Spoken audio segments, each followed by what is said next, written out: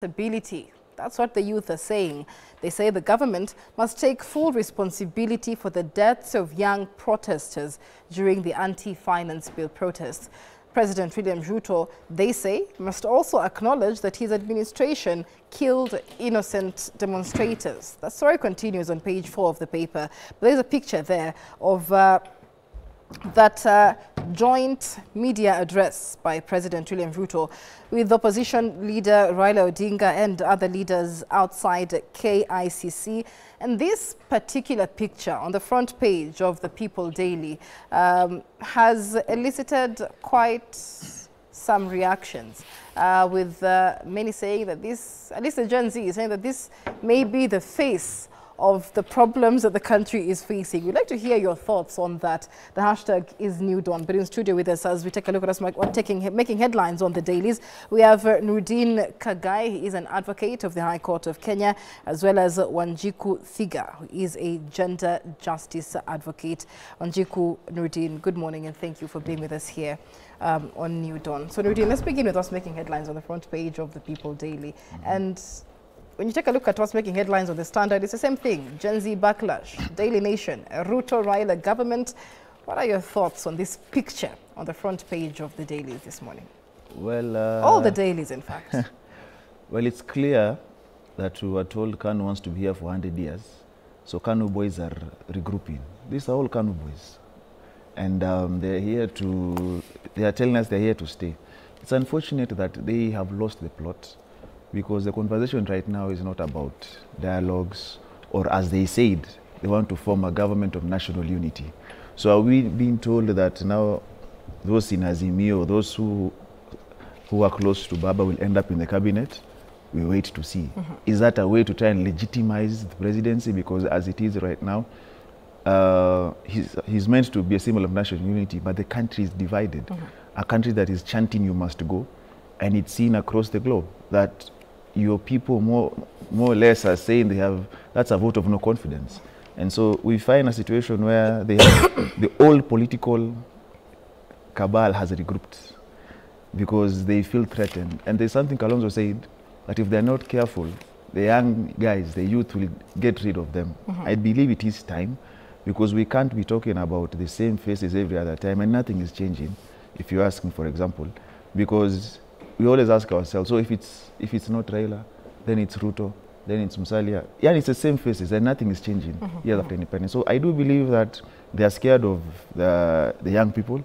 And in most countries, whenever those in office feel that the youth are united, they get that one, they get edgy. I don't think it will affect the momentum that is there, because Kenyans are woke right now, and there are demands out there. So the question on dialogue, what are we talking about? Because right. And that's the question that the youth are asking. Let's take a look at page 4 of the People Daily. And the protests, or at least the calls for dialogue, have elicited a lot of reaction among the Gen Z, but also among the political class. And Ranjiku, if you take a look at page 4, we have it up on the screen. Several leaders allied to both President Ruto and Raila Odinga took to their social media pages yesterday to reject the calls for dialogue, accusing the leaders who called for dialogue of attempting to hijack the process initiated by Gen Z for their own selfish political interests. And we have pictures there of those who are not in agreement, including the NARC Kenya leader Martha Karua, her DAPK counterpart Eugene Wamalwa. We have the Jubilee Secretary General Jeremiah Kioni. And this is basically all the Azimio core principles when you take out Kalonzo Musyoka. Interesting, though, that even Kalonzo Musyoka, who was present when the announcement was made, appeared to backtrack later in the night. He took to his X account, posting several messages accusing Ruto's government of orchestrating the current crisis. Wanjiku, good morning. What are your thoughts on the current debate and even the fact that the political class seems to be regrouping in a way to take care of their own interests? Thank you for having me, Michelle. It's no shock that we can see them regrouping. We've always spoken about the ticking time bomb as Africa, not only Kenya, of the youth being a ticking time bomb. And I'm really pretty impressed about what young people are now. in actively participating. You see, I've been among the young people who have done a lot of work in conscientizing young people about, you know, your political participation in Kenya. And it's not just about running for office, it's also just about participating in the running of the country. And young people have come out showing that, you know what, you see, before you'll speak about young people. In fact, in my trainings, the first thing I ask young people, how many of us have social apps? Everybody has Instagram and TikTok and Facebook, but how many of us have the Constitution of Kenya? None. None, absolutely. But today, you see young people reading the Constitution of Kenya, sharing screenshots, because now they know that it is their right to participate, because the personal is political. So now we are seeing the political elite worrying and scampering around, because young people now woke. And you see young people in Kenya, we pride ourselves being very literate. Young people are so literate. So they're able to go back and read. When you say this, they're able to go back and read. Something our parents couldn't do, something generation before they couldn't do. But now, you know, they're wondering, how do we deal with young people? And during this process, you saw so many people calling me, asking me, how do we deal with this? But it's something that we've always said, if young people are not part of the table, we, at the end of the day, are going to make sure that we'll be participating. If you look at that picture, there's no young person there, which shows that the political exclusion of young people is so clear as day. And why? Again, having a political party at the end of the day is such an expensive excursion. So young people can't afford political parties. And being able to afford a political party also gives you a seat at the table. But young people have said, we don't care at the end of the day. Our public participation is going to be on the streets, and we must be heard. And that's why you can see, as young people, there's a presser that was made yesterday, but also on their own end, they're also making their own statements through social or digital media. Right, and we'll come back to the People Daily. But interesting on page 4 for me is that picture at the bottom there. That is Raila Odinga Jr., who also seemed to disagree with the calls for dialogue. In fact, saying that people are all individuals, even if they have the same exact name, and that showed his disapproval of that. Risa Kalukat was making headlines on the Daily Nation, the same report, but the Daily Nation asking, a Ruto-Raila government, is it handshake part 2? As President Ruto and ODM Chief Raila Odinga speak of a government of national unity, as the head of state seeks his way out of the current youth-led protest.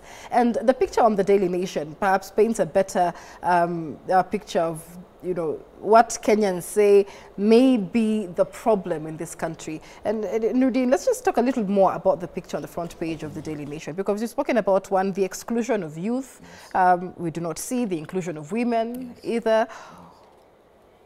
Politically, when you read between the lines, what could have informed this decision and this lineup that you see here?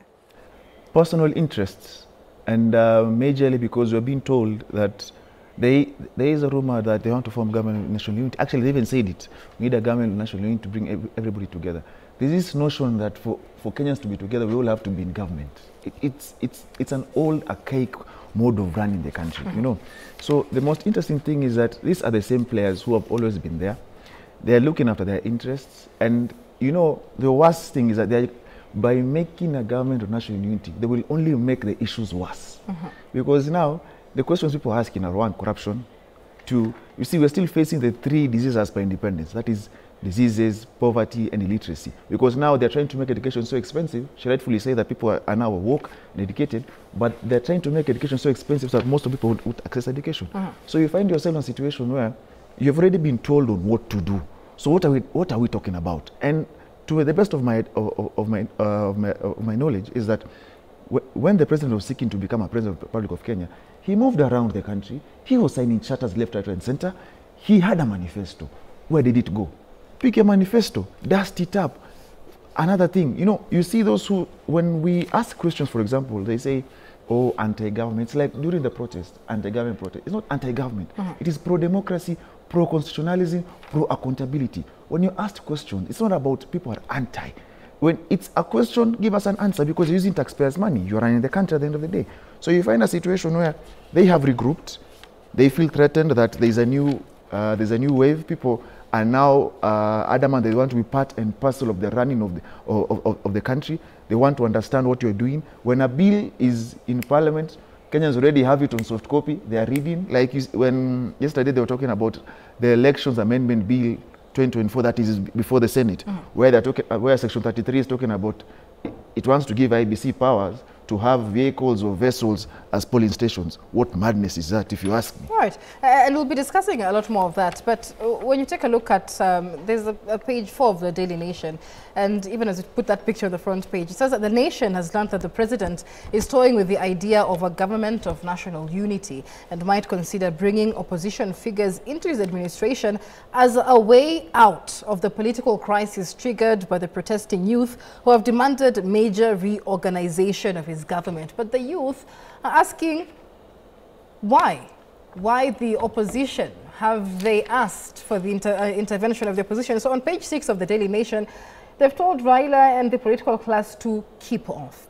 Wanjiku, this is a wake-up call now, not just for the government of the day, but the political class at large, whether the opposition or not. Many say the calls for Ruto must go are not just Ruto, the person must go. The rot within the political class, whether in opposition or not, must go. What kind of change is this likely to make? Because the pressure is increasing now, even for those in the opposition. Yes. Michelle, first of all, I would like to start by saying that that picture depicts sociocracy. It's depicting the decision makers of this nation. And you can see it's excluding young people and women. And that's where the problem is. And I wish that I know with this call yesterday the president made, it was from a place of goodwill. Because look at this, we have, and I'm looking at it from an iceberg kind of solution, that we have a position and a solution. Because from the bottom, you can see there are a lot of quiet feelings, there are a lot of loud feelings, there are a lot of interest and needs that young people have already put forth. There are a lot of objectives and values that young people have asked for accountability, for transparency. And with this, you can see that there is goodwill from it. But again, still we can see exclusion. At the end of the day, we don't see young people involved in it, we don't see women involved in it, and that's why we challenge the president. First of all, the 2/3 gender principle rule, we see people are talking about NADCO at the moment, but the 2/3 gender principle rule is still out, and we had a whole multi-sector working group working on it. Again, it's again also to challenge the president that if you want to move forward, you can't move with exclusion. Young people are tired of seeing these old retired cycles of solutions. We want to see new solutions, and that's why we are putting forth. For me, if you ask me, this is an opportunity for us young people to be able to be part of the decision-making process. And that's why I feel maybe we are losing out by continuing saying that we are leaderless. Because there's nobody on the table negotiating. And you see, sometimes, Michelle, we don't have to, and this is something maybe we can adapt as a model. I spent two weeks in Germany learning about how people have negotiated for resistance. It means we can be sending young people to represent us. And those people don't have to be the same people who continue coming back to the decision-making table. Because once you start being the only person representing, then there's that kind of relationship you're forming with the sociocracy. And then you start being manipulated. They are trying to, you know, manipulate you to ensure that, you know, we are going to take care of your interests. To maintain status quo. No. So it's having young people being part of, ensuring that we have an opportunity to be part of the table. But we continue refusing at the end of the day. But if we can have young people rotating, be somebody who's been sent. I've gone to the decision table, this is what they're saying. You come back to the young people. We have social, today we are more, young people are mobilizing through spaces. So this is what I was told. What report does the next person go and give? This is an opportunity for us to honestly negotiate for what we want to see, because already the solution being given, young people are not interested in it. So are you in support of the calls for a multi-sectoral working group for dialogue with the Yes, for me, I really am. The movement, if you ask me, was very successful in putting forth. So we need to move. It was during the takeoff stage, it took off and it was successful. It is for us to move to the next stage. Okay. Nurdin, some say that the youth now have understood tribelessness.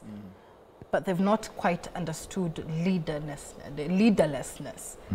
Do you agree with Njiku that this call for dialogue may be an opportunity for them to actually sit on the table and make actual changes? You know, I started by saying that these are all Kanu boys, children from Kanu, and what they know is Kanu. And the only thing they can practice is Kanu. Nothing will change from their behavior, political behavior.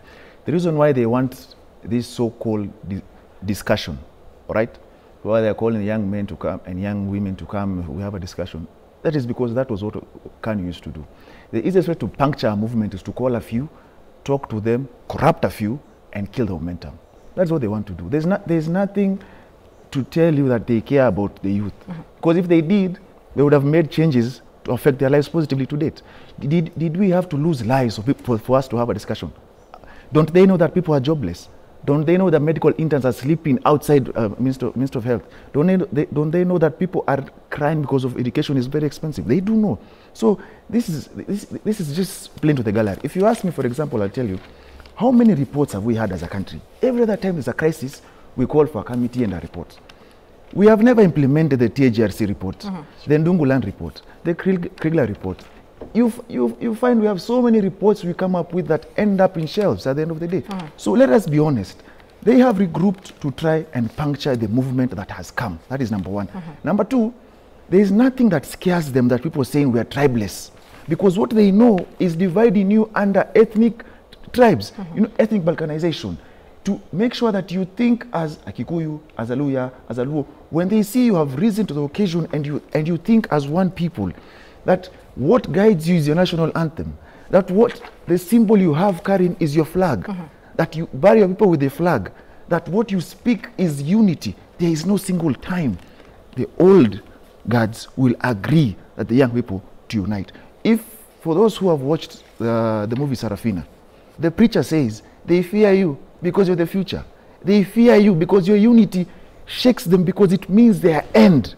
And that is what they are doing. They are regrouping to come and make sure they puncture that movement so that moving forward, they can be able to control you back.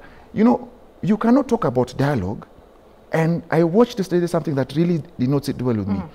On one of your sister televisions, there is a young man, a future advocate, who will join me in the bar.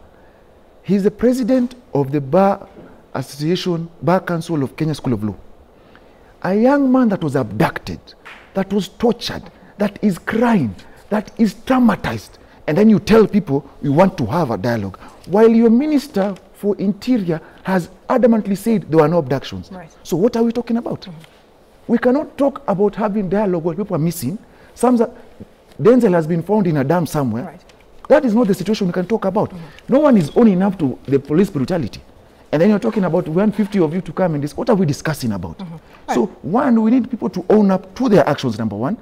We need heads to roll. And at the end of the day, let us not waste time with these so-called dialogues and reports, because nothing will be solved. The issues that bedevil us, one, corruption. We have to solve corruption. It is known. Two, unemployment. You know it. You moved around the country. You saw the amount of young people who are cheering you. When you said bottom up, you send charters with the young people. So if you want to look at what ails them, look for the youth charter between UDA and the young people, for example, at the end of the day. We'll take a look at page 2 of the paper, People Daily. It says Kindiki distances the state from illegal arrests and excesses, which is what Nuruddin is talking about, even as you come in, Njiku. Yeah, I agree with some sentiments that Nuruddin puts forth. But it's also important that the president had to respond to what the movement was demanding. And him ignoring and not putting up a task force was him also not acknowledging that public participation was ongoing in Kenya. That young people finally, let me tell you, Michelle, young people don't go to public participation. You attend public participation in counties, and sometimes it's just 2 people. Sometimes it's groups of people who have been mobilized by interested parties to push their own agendas. But this time, we had young people doing public participation on the streets. So the president also had to honor that, because you cannot ignore majority of Kenyans. And that's why a task force was put on. I agree that there exists infrastructure, there exist items that previously or even today were answering to the gaps that we have in our country today. and they must be strengthened.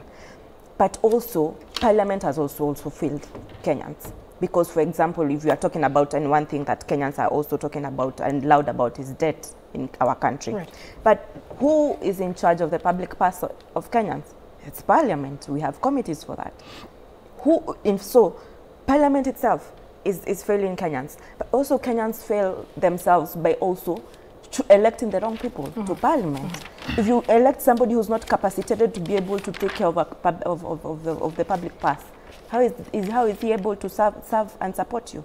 So it has to also go, this is a multi-sectoral kind of work, and all bodies have to come together to work for good for our country. Right. And for the president, again, it has, from his end, the genuineness is there, because we've spoken about the extrajudicial killings for young people. So he has said we have to be accountable of those young people. Where are they? We can't talk about dialogue if there are young people missing. So what is happening today in Kenya, what we need to have is transitional reconciliation. And that now also includes where are the young people who have been abducted? How can we pacify their families? What are the measures that we're putting in that nothing like this will ever happen to young people? And continues to happen. And you see, many read a lot of distrust or mistrust rather in the government, because, well, the president says we are a country that is run by a rule of law, and that even those who breached parliament, for example, were, committed treason. As a country run by a rule of law, then these treasonous individuals alleged should be presented before a court of law and charged publicly, perhaps, and prosecuted. However, what we have seen continuously, as early as yesterday, is bodies of those who were in parliament being recovered. Bodies, not arrests, not individuals. And so many say this leads to a lack of trust when the Interior Cabinet Secretary comes and says they are committed to making sure that every Kenyan is protected within the law. The state is not part of these arbitrary arrests and killings. And so many have read a lot of concern into that. Let's take a look at a picture on page 10 of the People Daily. And I'd like to hear how you interpret this picture as well as we move on and finish up with the Standard newspaper. And so those are the Ruto talks by, the call for dialogue by President William Ruto. And it says, as you can see, I am ready. And the table is, set with some nice looking fruits. The Gen Z are there. But look at what those fruits are placed on. Right? As you wind up, how do you interpret that picture? Invite them over to finish and puncture the movement. You see, I have told you this, and this is a very good image, because at the end of the day, there is nothing that worries them like the young people singing the same song, moving the same direction, and having a purpose. That means that you can no longer lie to them. That is why he's at pains to prove that he is not being dishonest. In his space that he held the other day, there's someone apparently who told him that he's a liar. Why are you a liar? And it doesn't come from a point of insults. It comes from a point of your actions. You have said things that you have done the contrary. So, to me, the political class have in themselves a very tall order. Because for him, for example, the demands from Gen Z plus millennials, the movement, they are saying dissolve parliament. We do not want those people to represent us anymore. They are saying your cabinet, take it home as well.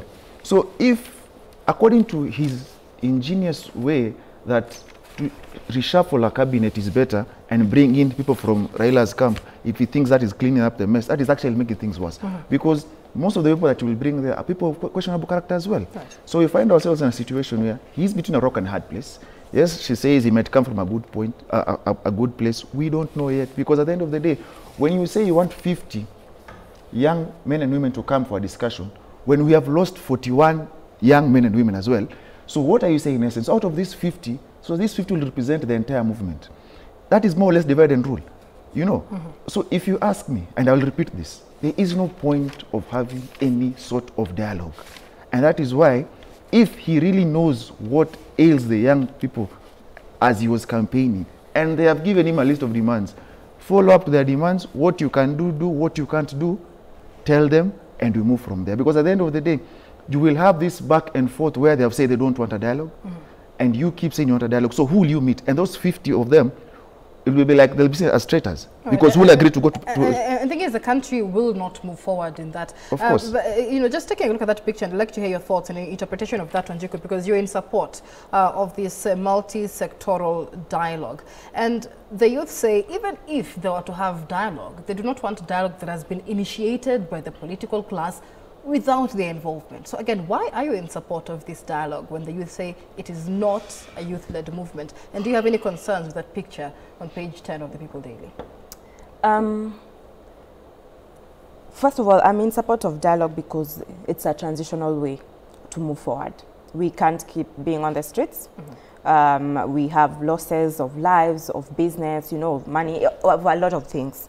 So we can't be in the streets throughout. The idea of the movement was to get the attention of the president and say, this is our displeasure. Right.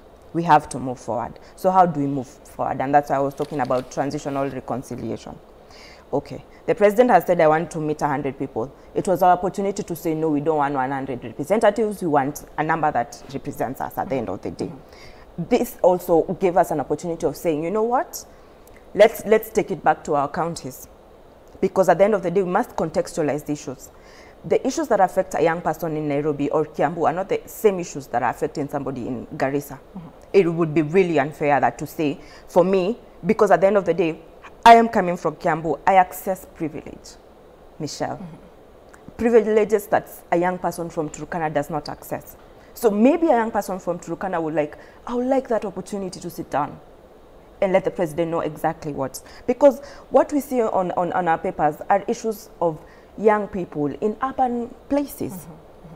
So at the end of the day, even us as young people, we continue excluding grassroots young people. We continue excluding minority. We continue excluding people, young people with disabilities. Again, that's why I said dialogue is so important. And this was an opportunity for us to also say, let's take it down at county level. Let's meet as counties. And you know, having a task force will also have helped. So that as young people, we can be able to say from county or from, you know, even regional economic blocks, this is what we would like to see. And young people from these regional blocks, again, Michelle, my idea was to have rotating leadership. So that it continues having the idea of being leaderless, but we have representation. Okay. At the end of the day, Michelle, we keep saying young people don't have representation, but we have an opportunity on the table to ensure representation. Okay, let's take a break. We'll be coming back with a lot more on that, especially on the leadership, because many have called out student leaders across various universities and institutions as well for failing in their mandate of representing the views of those they represent. Let's take a break here on New Dawn. When we come back, we get into that big conversation as we go deep into the IEBC Act of 2024. What are those new laws and the radical changes expected to follow in the Independent Electoral and Boundaries Commission? That and much more coming up on the other side. Do stay with us.